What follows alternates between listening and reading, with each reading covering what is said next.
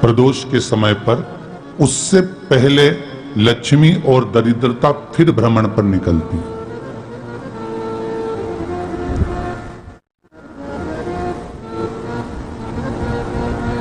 शिव भ्रमण कर कर जब वापिस आ जाते हैं, हिंदू धर्म में पीपल के वृक्ष की जो गणना वराह पुराण में करी गई है, 4 बजे से 7 बजे तक शिव के भ्रमण का समय बताया है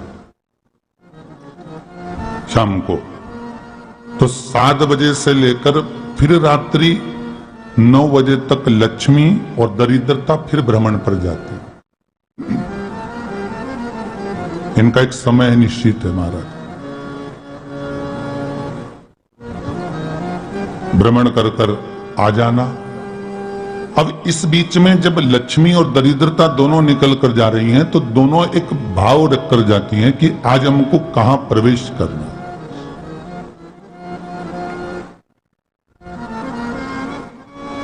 आज हमें किस जगह पर प्रवेश करना है, आज हमें कहां पहुंचना है, आज हमें किस जगह जाना है।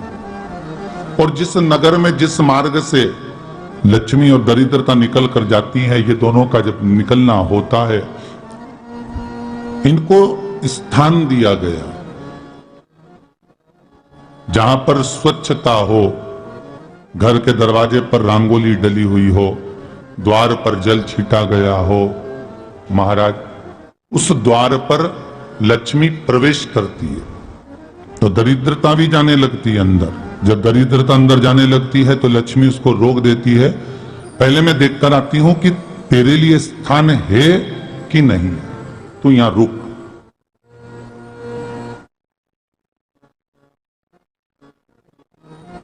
कुछ देर तक दरिद्रता बाहर खड़ी रहती है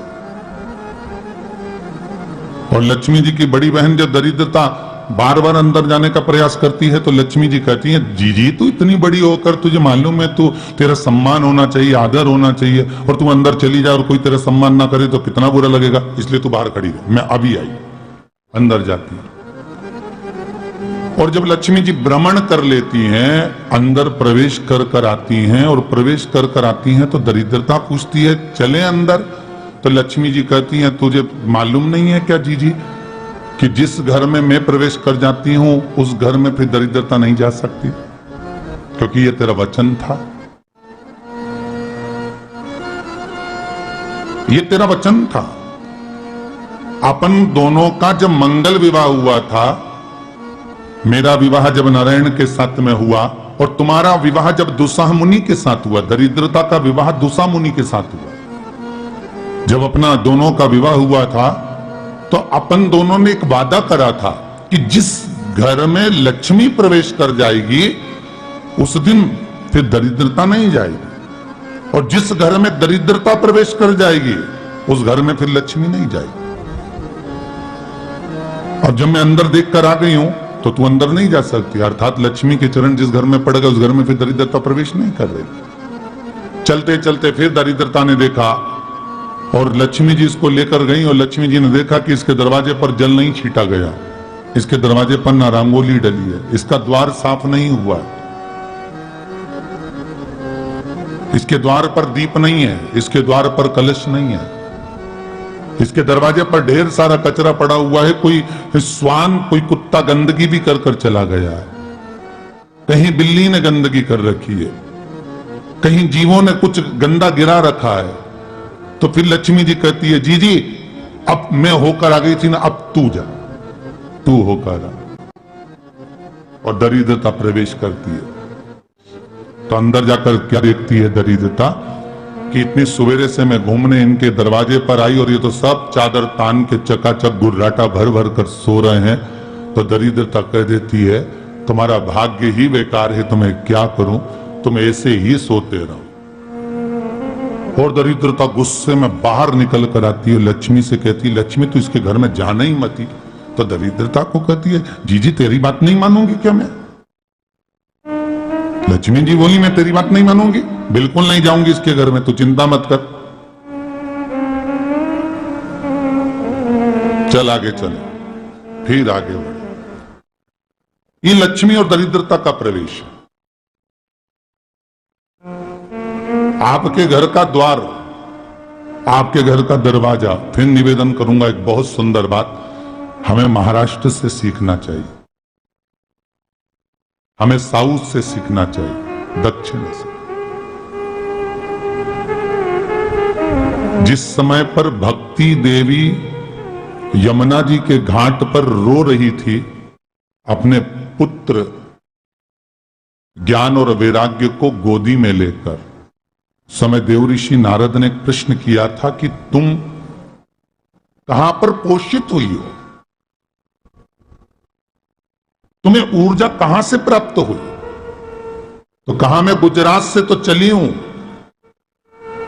और वहां से चलती चलती भक्ति देवी कहती है मैं बहुत दुखी होकर, बूढ़ी होकर, द्रवित होकर, बड़ी दुख में वहां से चलते चलते जब मैं महाराष्ट्र में पहुंची तो मैंने वहां जाकर देखा कि वहां पर लोग हर पल हर घड़ी ब्रह्म मुहूर्त में उठकर स्मरण करते हैं, नाम जाप करते हैं और दरवाजे पर जल छीट कर रंगोली डालते हैं।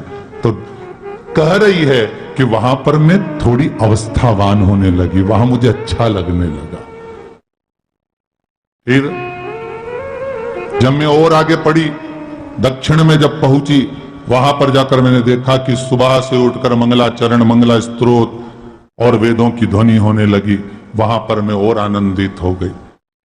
हमें कुछ चीजें महाराष्ट्र से सीखना चाहिए कि वहां रहने वाले जो भगत हैं, वारकरी संप्रदाय के जो भक्त होते हैं, वैष्णव जो धर्म के भक्त होते हैं, उनका नियम है सवेरे के समय घर में पानी है कि नहीं है, पर जब भी वो घर का दरवाजे के बाहर थोड़ा ना थोड़ा पानी तो छींट ही देते हैं। और छींटने के बाद फिर वहां पर अपने यहां तो दिवाली पे रंगोली बनती है जी, और वहां पर रोज की रंगोली बन जाती है कि कभी हो सकता है परमात्मा राह भूल कर हमारे घर में प्रवेश कर जाए, इसलिए वहां प्रतिदिन की रंगोली, प्रतिदिन।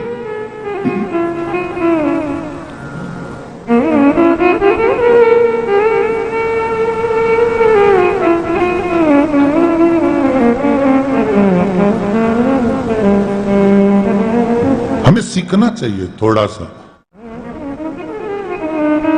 आज के जमाने में तो बहू अपने कमरे की झाड़ू लगा ले, वो भी बहुत बड़ी बात है। हो खड़ी खड़ी बहू ये देखती रहेगी कि नौकरानी सही से झाड़ू लगा रही, वहां से लगा के लाओ, इधर से हेड़ के ले जाओ, वहां से कचरा सोरो, वहां से पोछा लगाओ। खड़ी रहेगी, उंगली से बताती रहेगी, पर इतना नहीं बनेगा कि सेविका से, नौकरानी से, दासी से कह दे कि तू मम्मी पापा के कमरे की लगा ले, मैं मेरे कमरे की लगा लूंगी, तू जा उधर। थोड़ा दया का भाव अगर होता तो उसके मन में भी आता कि मेरी बड़ी सेठानी तो अपनी जगह पर है, पर छोटी तो सेठानी की भी बड़ी सेठानी है जो मुझ पर करुणा करती रहती है। पर बड़ी तो कहे कि बेटा रहने दे, तू उधर ले जा, भाभी के कमरे में देख ले जा। उसके बच्चों का बड़ा फैलारा रहता ना, तू उधर देख ले जा, तो जरा उधर, मां उधर भेज रही है।